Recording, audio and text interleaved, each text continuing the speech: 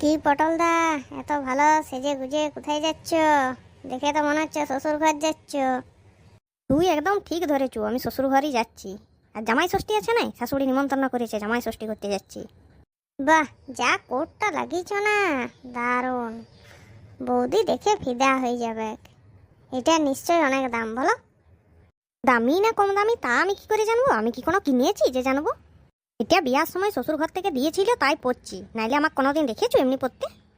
না, তা অবশ্য দেখিনি, তবে ভাবলাম বিয়ার পর যদি তুমি পাল্টেছো।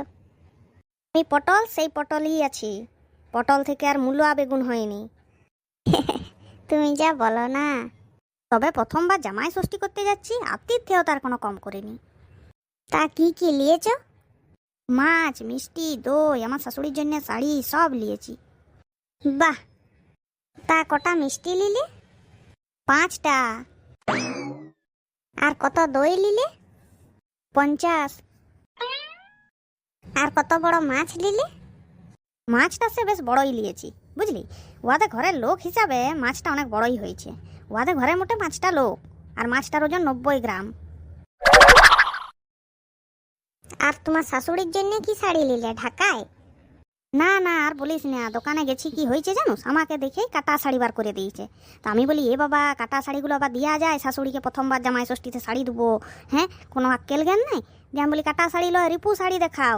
রিপুগুলো তো ছোট ছোট হয়, কাপড়ের ভাঁজে ঢুকে থাকে, ওগুলো বোঝা যায় নাই। আমার শাশুড়ির চোখেরও একটু ইয়া হয়েছে, বুঝতেও পারবে না। তাই বলি, কাটা শাড়ি লয়, রিপু শাড়ি দাও। দিয়ে একটা রিপু শাড়ি নিয়েছি। রিপু শাড়ি তো কি হয়েছে বল, রিপু শুধু নামে, শাড়িটা পুরো গোটাই আছে। তো শুধু শুধু বেশি দাম দিয়ে গোটা শাড়ি নামটা নিতে যাবো কেন? সে যাদের বুদ্ধি নাই তারা নিবে। লাও পটল দা, চলে এসেছি, এবার পয়সাটা বার করো।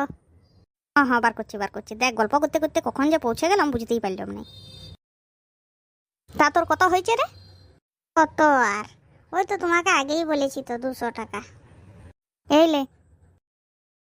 কি গো পটল দা, তোমাকে 200 টাকা বললাম আর তুমি 100 টাকা দিলে যে? কেন? যতটা রাস্তা আমি বসে আইছি ততটা রাস্তা তো তুইও বসে আইছু, তাহলে আমি একা 200 টাকা দেবো কেন? আমি 100 দিয়েছি আর তুই 100 দে। তোমার মতন প্যাসেঞ্জার চাপিয়ে গাড়িটা ভাড়া খাটানোর থেকে গাড়িটা বসিয়ে রাখা অনেক ভালো। এই আমি সত্যি কথা বলি বলেই আমাকে কেউ পছন্দ করে না। কথাটা কি আমি কোনো ভুল বললাম বল?